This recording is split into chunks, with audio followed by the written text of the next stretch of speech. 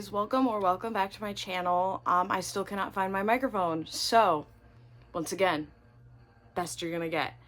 So today we're just gonna go through my November TBR, and it's kind of lengthy, so we'll see how I actually end up doing. So I'm just gonna kind of go rapid fire again. This is gonna be a short video. I'm just gonna kind of go through the books. And yeah, so first up, I have a couple library books. I have The Witch and the Vampire by Francesca Flores. This is a sapphic Rapunzel retelling, and as soon as I read just like that line in the description, I was sold. So I have no idea what else it's about. That's all I know, and I'm very, very, very excited to get to this one. Then I have Magical Meet Cute by Jean Meltzer, and I'm not 100% sure what this is about, but it looks like it's just gonna be a fun little rom-com with some magical realism. It says that it's similar to Practical Magic, so I'm very excited to read this one as well. Then I have Fruits Basket, Volume 6 and Volume 6 and Volume 7. I am very excited to get into these because, like I said, I love this series so much, and I'm so excited to get farther into it, and I cannot wait to continue with the series. Then I have, for my book club, my band book club, you can't see the cover because of the stuff that she has taped to the front of the book, but this is The Curious Incident of the Dog in the Nighttime by, the author's name is covered up, Mark Haddon. And this is a banned book, and it's about a boy with autism, I believe. So I'm very excited to get to this one because as someone who is neurodivergent and late diagnosed autistic, I love reading books with autistic rep. So very excited to get into this one. Then I have one that I picked from my own physical TBR, and this is one that I have owned for quite some time and I have wanted to get to for a while, but I've been very intimidated. But I feel like since it's I've heard it's a really good fantasy, it'll be a really good one to get into for the fall. I feel like fall is like fantasy time. Like I feel like fall is the best time. Fall and winter is the best time to read fantasies, in my opinion.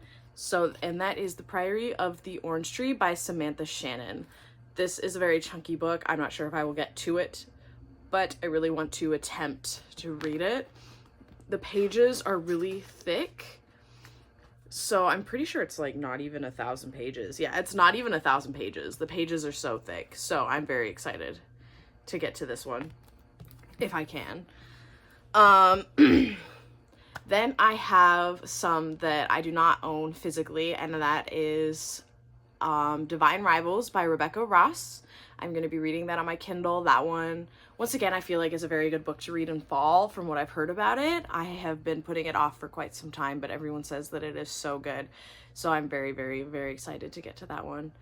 I also have Lights Out by Nevessa Allen. I may be saying her name wrong, but that one I'm going to be listening to as an audiobook because I heard that the audiobook is just superior to all other formats of this book.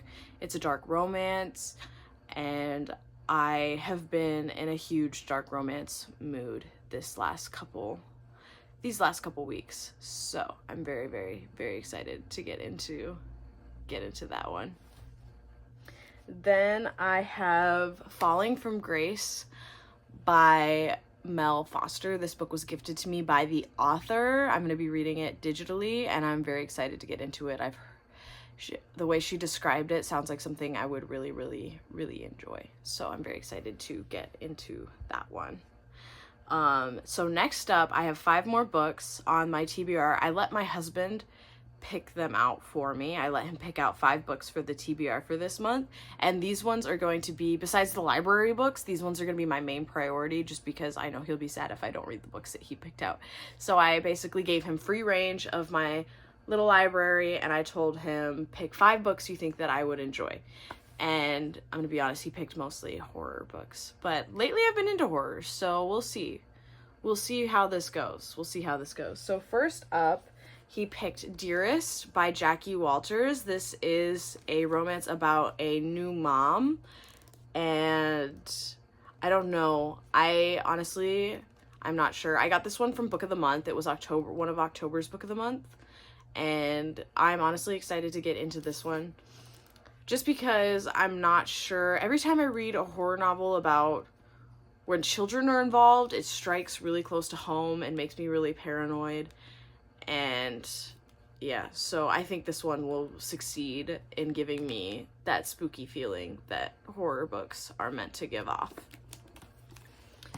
And then he picked one that's been on my TBR for a little bit. This is a book that I actually purchased because he told me that he watched the movie and he really, really enjoyed the movie. So he wants me to read the book and then we can watch the movie together. And that is Pet Sematary by Stephen King. And one of the reasons I picked this up, besides what he told me, is because this looks like my cat Mouse, if you guys have seen him on my channel before. So I was like, oh, it's like Mouse. I don't know if that's a good thing because I haven't read this book and I'm not sure what it's about. I know he moves. This guy moves and there's like a pet cemetery in the backyard or something like that, or in the woods that are behind his house. And it's just supposed to be really eerie, and I'm very excited to get into this one. And then this was the last horror that he picked. He picked 2 other books that weren't horror because I told him it's not October anymore. I'm not in a horror mood anymore. And this one is, once again, very intimidating because of The Priory of the Orange Tree. This is another really, really thick book. I'm sure you guys know what I'm going to show you guys. And that is It by Stephen King. And this one is about 1,000 pages just because the pages, yeah, this one is over 1,000 pages long. It is about the same length as Priory of the Orange Tree in like thickness, but the pages are so much thinner. And the font's about the same size. I've already seen the movies for this, so I know what I'm getting into.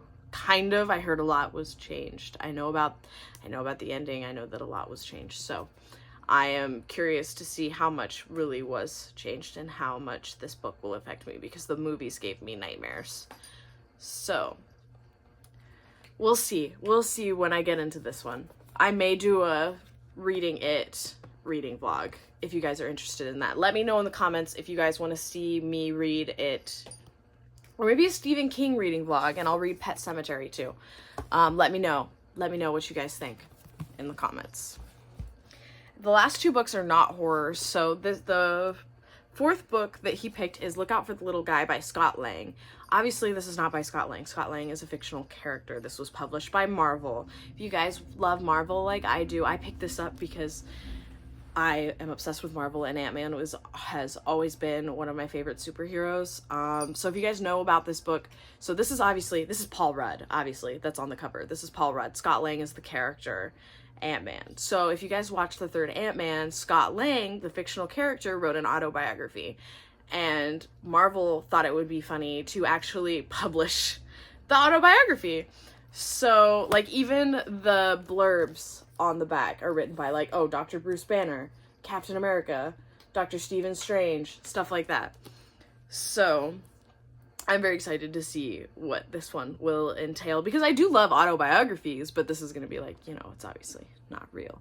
So when I saw this at Barnes & Noble, I just immediately was like, oh, I'm getting this book. I don't care if I'm on a book buying ban. So I've owned this one for a while, but this one my husband picked out because he's also a huge Marvel fan. So I'm very excited to read this one. It looks like it'll be a fun little short read. So I will keep you guys posted on what I think of this. And lastly, I told him I wanted him to pick me a romance because I want to read a little bit more romance this month. And he picked Let It Snow by John Green, Maureen Johnson, and Lauren Miracle. And this is just a short collection, It's got 3 different little Christmas romance stories. I'm probably going to read this one closer to the end of November because I feel like this is more of a December vibe book.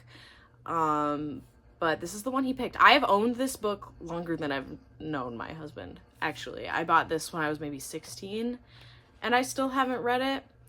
So I really, really need to get into this one. So I'm honestly excited to read this one. It's been on my radar.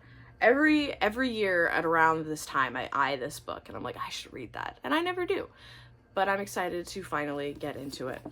And that is the extent of my November TBR.